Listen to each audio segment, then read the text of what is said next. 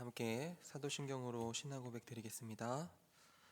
전능하사 천지를 만드신 하나님 아버지를 내가 믿사오며 그 외아들 우리 주 예수 그리스도를 믿사오니 이는 성령으로 잉태하사 동정녀 마리아에게 나시고 본디오 빌라도에게 고난을 받으사 십자가에 못 박혀 죽으시고 장사한 지 사흘 만에 죽은 자 가운데서 다시 살아나시며 하늘에 오르사 전능하신 하나님 우편에 앉아 계시다가 저리로서 산자와 죽은 자를 심판하러 오시리라.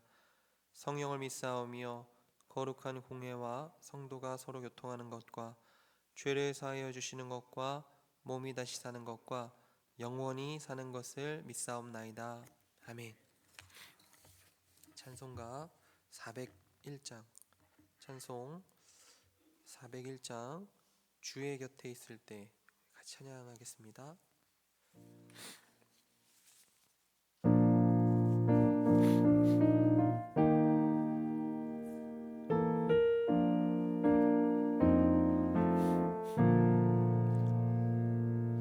주의 곁에 있을 때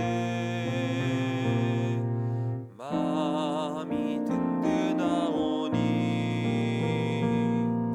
주여 내가 살 동안 인도하여 주소서.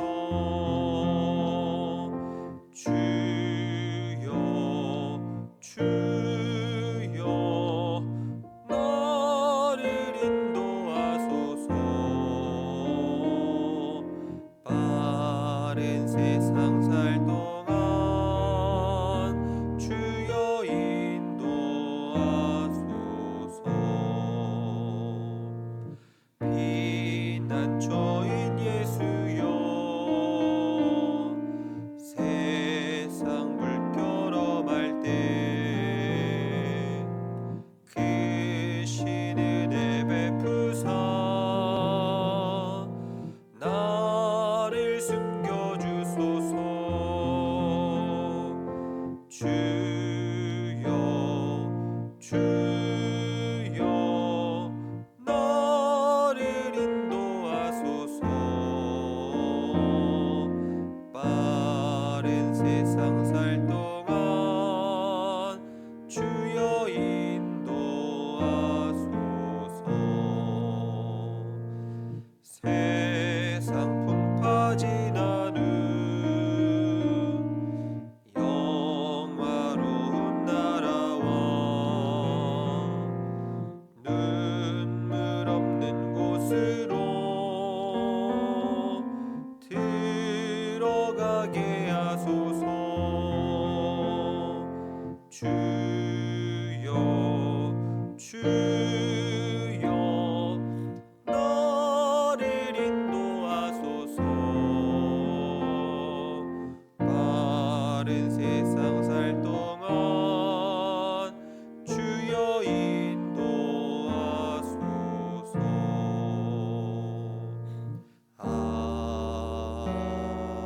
아멘. 오늘 같이 볼 하나님 말씀은 예레미야 애가 3장 1절로부터 18절까지 말씀입니다.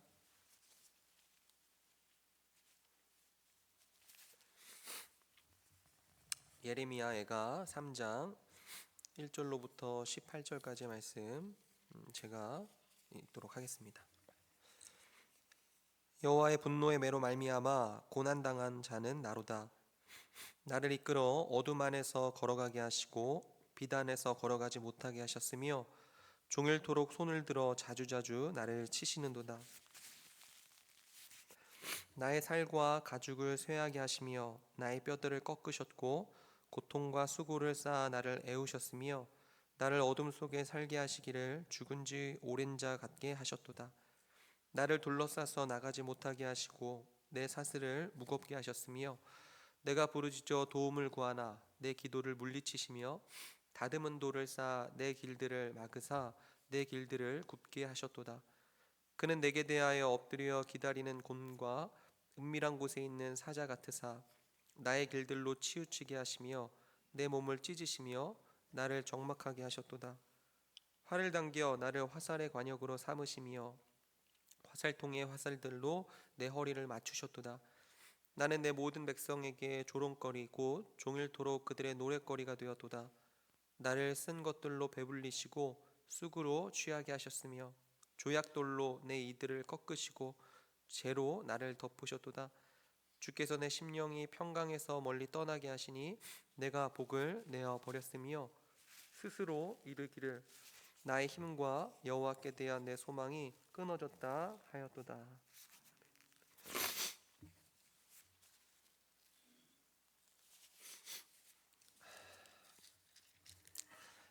오늘 저희가 보는 이 예레미야 애가는 이런 배경이 있는 말씀입니다. 기원전 586년에 예루살렘이 바벨론에 의해서 함락이 됩니다. 사실 이것은요 굉장히 슬픈 일이기도 했지만 예견된 일이기도 했습니다. 하나님께서 여러 가지 방식으로 이 예루살렘, 그러니까 남유다가 회개하지 않으면 멸망할 것이다 이렇게 말씀하셨기 때문에 그런 거죠. 결국에는 하나님께서 예루살렘에 대한 하나님의 보호를 거둬 가시고요, 예루살렘은 바벨론의 침공을 받게 됩니다. 그리고 이제 폐허가 된 예루살렘을 바라보면서 슬퍼하면서 쓴 시가 바로 이 예레미야 애가라고 하는 이 성경이에요. 특별히 오늘 우리들이 보는 이 3장은요 예레미야가 자신의 목소리로 하나님께 호소하는 장면입니다. 앞선 예레미야 1장과 2장에서는 멸망한 예루살렘을 한 여성으로 의인화해서 그녀의 고통을 이야기를 하면서 하나님 앞에 고통을 호소했다면, 이제 3장에서는요 예레미야가 자신의 이야기를 통해서 이것이 얼마나 끔찍하고 또 고통스러운 일이었는가 이것을 말해 줍니다. 오늘 1절부터 같이 보시면요 1절입니다. 여호와의 분노의 매로 말미암아 고난당한 자는 나로다. 그러니까 이제 예레미야는요 그녀가 아니라 그러니까 자신의 이야기를 시작합니다. 그런데 자기가 하나님과의 관계를 생각을 해볼 때 하나님이 자신에게 어떻게 했냐면 분노의 매로 치셨다.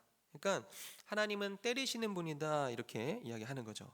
근데 이제 어떤 방식으로 때리시느냐 2절에 보시면 나를 이끌어 어둠 안에서 걸어가게 하시고 빛 안에서 걸어가지 못하게 하셨으며, 그러니까 빛이 아니라 이 어둠 속에서 걷게끔 하신다는 거죠.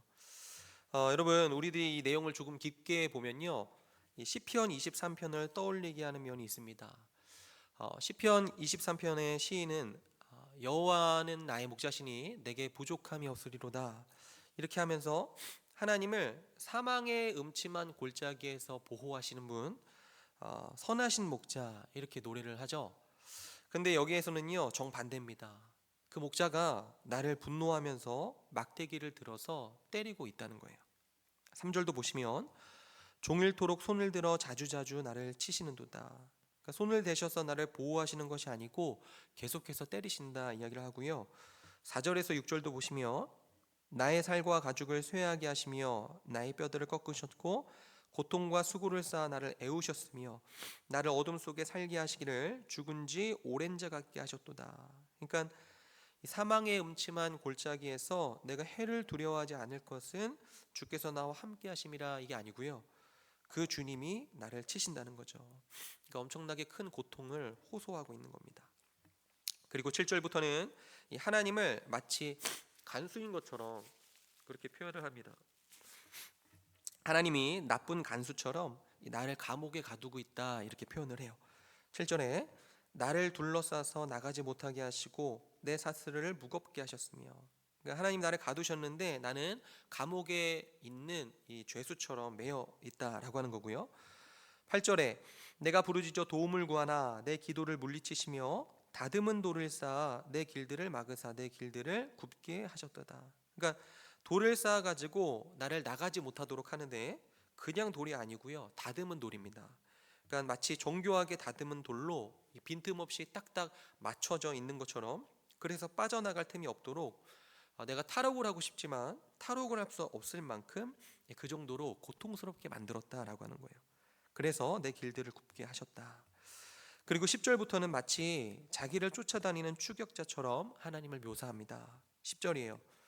그는 내게 대하여 엎드려 기다리는 곰과 은밀한 곳에 있는 사자 같으사 나의 길들로 치우치게 하시며 내 몸을 찢으시며 나를 적막하게 하셨도다. 그러니까 나를 쫓아다니면서 때리고 고통스럽게 하고 괴롭게 한다라고 하는 거죠. 그러니까 처음에는 나쁜 목자, 그 다음에는 간수, 그 다음에는 추격자로 하나님을 묘사합니다. 근데 사실 여기까지 저희들이 이 내용을 읽잖아요. 그러면 우리는 이 일들이 실제로 예레미야가 겪었던 일들이다라고 하는 것을 알 수가 있습니다. 여러분들이 예레미야서에 보면요, 예레미야가 한 여러 가지 말씀들과 더불어서 그가 얼마나 끔찍한 박해를 당했는지에 관한 이야기가 기록이 되어 있습니다. 예레미야는요, 계속해서 예루살렘에 있는 하나님의 백성들로부터 매를 맞았습니다. 두들겨 맞았어요. 그리고 옥에 갇히기도 했고요. 그러니까 예루살렘이 망하기 전에 예루살렘의 멸망을 예언했던 예레미야, 사람들이 좋아했을 리가 없었겠죠. 그래서 예레미야는 사람들에게 많은 박해를 받았습니다. 근데 보십시오. 이따 조경하면서 좀 더 생각을 해보겠지만 여기에서 예레미야가 사람들에게 박해를 받았다는 점이 중요합니다. 그러니까 예레미야는요, 하나님이 나를 때리시고 나를 찢으시고 날 가두시고 날 어둠 가운데 버려두셨다 했지만 실제로 예레미야가 겪은 일들은요, 예루살렘 백성들로부터 당한 일들이라는 거예요. 그래서 12절과 13절, 활을 당겨 나를 화살의 관역으로 삼으시며 화살통의 화살들로 내 허리를 맞추셨도다. 여기 허리라고 번역된 단어는요, 창자 또는 급소를 가리키는 단어입니다. 그러니까 내 급소 창자를 꿰뚫어 버렸다, 이렇게 이야기를 하는 거죠. 어쨌든 계속해서 예레미야는 하나님께 원망을 하고 있지만 실제로 그가 겪은 일들은요, 하나님의 백성들로부터 당한 일들이라는 겁니다. 14절이요. 나는 내 모든 백성에게 조롱거리 곧 종일토록 그들의 노랫거리가 되었도다. 이제 예레미야는 정신적인 고통을 이야기합니다. 백성들의 조롱으로 인해서 정신적인 고통을 받고 있고요. 15절에 나를 쓴 것들로 배불리시고 쑥으로 취하게 하셨으며, 그만큼 고통스러웠다는 거죠. 16절과 17절에 조약돌로 내 이들을 꺾으시고 재로 나를 덮으셨도다. 주께서 내 심령이 평강에서 멀리 떠나게 하시니 내가 복을 내어버렸으며. 여러분, 여기 복을 내어버렸으며 이거는요, 히브리어 번역상 좋은 것을 잊어버렸습니다 라고 번역할 수 있습니다. 그러니까 결국 고통들로 인해서 좋은 것, 말하자면 희망을 잃었다, 이런 표현이고요. 18절에 스스로 이르기를 나의 힘과 여호와께 대한 내 소망이 끊어졌다 하였도다. 그러니까 아무것도 눈에 보이지 않고 완전한 절망과 고통만이 내게 남았습니다, 이렇게 이야기를 하는 거죠. 여기까지가 오늘 본문의 내용이고요. 오늘도 두 가지 같이 생각을 해보고 기도하도록 하겠습니다. 첫 번째로는 모든 문제들을 하나님과 연결지어서 생각을 하는 겁니다. 여러분들, 예레미야는 당시에 하나님의 말씀을 예루살렘 백성들에게 전하는 선지자였습니다. 그런데 그가 말씀을 전할 때마다 그는요, 예루살렘 백성들에게 고난과 박해를 당했어요. 그리고 그때 예레미야가 받은 고통은 직접적으로 하나님께 받은 고통이 아니었습니다. 하나님의 백성들로부터 받았던 고통이었죠. 그런데 예레미야는 이것을 하나님께 따지고 있습니다. 왜 그럴까요? 이유가 있습니다. 보십시오. 여러분들, 우리들이 내 뜻이 아니고 하나님의 뜻대로 살려고 하다 보면요, 때로는 비난을 받을 때도 있고 욕도 들을 때도 있고요, 비판도 받을 수 있습니다. 소위 까닭 없이 이유 없이 고통당하는 일들이 있을 수 있어요. 그런데 그럴 때마다 우리들은 날 비난하는 사람, 날 미워하고 비판하는 그 사람들을 미워할 수 있잖아요. 그런데 예레미야가 참 재밌는 게 뭐냐면 이 전체 이야기를 통해서 예루살렘을 미워하지 않는다라고 하는 겁니다. 예루살렘을 향한 증오와 분노를 드러내질 않아요. 오히려 하나님께 원망합니다. 이건요, 하나님이 잘못했다는 의미가 아닙니다. 예레미야도요, 그 정도는 알고 있어요. 그럼에도 왜 하나님께서 이런 일들을 허용하셨느냐, 이렇게 따지는 건요, 이런 겁니다. 만약에 우리들이요, 이 모든 문제를 하나님과 연결지어서 생각하지 않잖아요. 그러면 우리는 사람들만 미워하게 될 겁니다. 그런데 만약에 하나님과 연결지어서 생각을 하잖아요. 그러면 어떻게 되냐면 사람들을 미워하지 않고요, 하나님을 붙들고 씨름하면서 문제를 해결할 수 있게 되는 겁니다. 실제로 칼빈은요, 이 본문에 대해서 이렇게 주석합니다. 구원은 즉시 하나님께 피하는 것이며 동시에 이러한 비참에 대해 하나님께 불평하는 것이다 라고요. 멋있는 말이죠. 하나님께 피하는 것과 동시에 하나님께 불평하는 것이다 얘기합니다. 그게 구원이래요. 그러니까 지금 예레미야가 하고 있는 일이 이겁니다. 하나님께 불평하고 있습니다. 여러분, 불평을 해도요, 하나님께 하시는 게 좋습니다. 왜냐하면 그분이 그럼에도 구원해 줄 수 있는 분이시기 때문에 그렇습니다. 예루살렘으로부터 받은 고통을 예루살렘으로 향해서 복수하고픈 불의함이 아니고요, 하나님께 가서 매달리고 또 불평하는 것, 이것이 구원이다라고 하는 거죠. 칼빈의 나머지 말도 들려드리겠습니다. 우리는 여기에서 하나님의 자녀들의 마음에 일어날 수 있는 것은 무엇이든지 표현된다는 사실을 볼 수 있다. 그 결과로 그들은 공경 속에서 하나님께 직접 기도하는 것을 주저하지 않으며 영혼 속에서 겪었던 것은 무엇이든지 자유로이 고백한다. 하나님께 나아가 우리 마음에 부담되는 것을 감히 고백할 때 내가 이미 말했듯이 이것은 구원과 위로를 얻는 최선의 방법이다. 이렇게 이야기해요. 주 안에 사랑하는 여러분, 오늘도 살아가시면서요, 마음속에 일어나는 것이 무엇이 되었든지 간에 심지어 불평이라 할지라도 하나님을 붙드시고 씨름하시면서 토로하고 불평하시고 그렇게 함으로써 구원과 위로를 얻으시는 여러분과 저의 하루가 되어지기를 소망합니다. 둘째로는요, 이 성부 하나님께 버림받으신 예수님을 기억하는 거예요. 우리는 오늘 본문에서 예레미야가 당한 고통들을 바라보면서 동시에 예수님이 겪으신 고통들을 생각할 수 있습니다. 사실 예수님께서 더 큰 고통을 당하셨죠. 예수님 역시 자기 백성들에게 고통을 당하셨습니다. 그런데 그때 예수님께서 어떻게 하시느냐? 자기 백성들, 예루살렘에 있는 사람들에게 복수하셨을까요? 아니죠. 도리어서 하나님을 향해서요, 하나님 어찌하여 나를 버리셨나이까, 이렇게 부르셨습니다. 여러분, 고통 가운데서 사람들을 미워하는 게 아니고 또 그들을 향해서 복수하려는 게 아니고 오히려 하나님을 붙들고 기도하는 자들은요, 예수님의 심정을 더 잘 알 수가 있습니다. 예수님께서 그러하셨듯이 우리들도요, 그러한 삶을 살아가야 하는 거죠. 혹 오늘을 사시면서 사람들로부터 피해를 받으신다면 아까도 말씀드렸듯이 하나님께 나아가셔서 불평을 토로하시기를 바랍니다. 하나님께 가셔서 기도하셔야 돼요. 저와 여러분들이 고통 가운데 하나님을 찾는다면 그것은 저와 여러분들에게 엄청난 유익이 될 것입니다. 왜냐하면 이를 통해서 예수님을 더 깊이 알고 더 많이 누릴 수 있을 테니까요. 오늘 하루도 하나님께서 은혜 주셔서 주님과 동행하며 어떤 상황 속에서도 하나님을 붙들고 그 앞에 우리의 마음을 토로하면서 구원과 위로를 경험하시는 저와 여러분들의 삶이 되기를 주님의 이름으로 축원드립니다. 기도하겠습니다.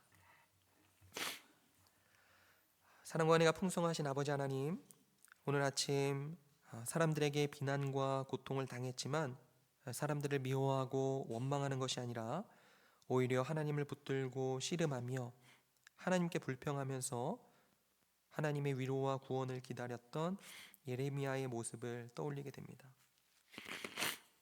그리고 동시에 자기 백성들로부터 버림받으셨으나 도리어 하나님을 향하여 어찌하여 나를 버리셨나이까 부르짖었던 예수님의 모습도 기억해 봅니다. 주님, 오늘 우리들의 하루, 우리 마음에 일어나는 모든 일들, 부담되는 모든 것들을 다른 일을 향하여서가 아니라 하나님을 향하여 토로할 수 있는 믿음을 더하여 주옵소서. 불평이 나와도 다른 사람들을 향하여서가 아니라 내 아내, 내 남편, 내 자녀, 내 부모를 향하여서가 아니라 하나님께 불평함으로 그런 과정을 통해 주님을 더 깊이 알고 더 많이 알며 더 많이 누리면서 우리 주님을 영화롭게 하는 우리 모두가 되게 하여 주옵소서. 감사드리며 우리 주 예수 그리스도의 이름으로 기도드리옵나이다. 아멘. 하늘에 계신 우리 아버지여, 이름이 거룩히 여김을 받으시오며 나라의 임하옵시며 뜻이 하늘에서 이루어진 것 같이 땅에서도 이루어지이다. 오늘날 우리에게 일용할 양식을 주옵시고 우리가 우리에게 죄 지은 자를 사하여 준 것 같이 우리 죄를 사하여 주옵시고 우리를 시험에 들게 하지 마옵시고 다만 악에서 구하옵소서.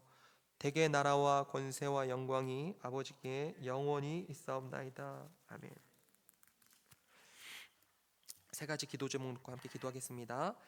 첫 번째는요, 비난과 고통 가운데서도 신실하게 하나님을 신뢰하는 마음을 허락하여 주옵소서. 두 번째입니다.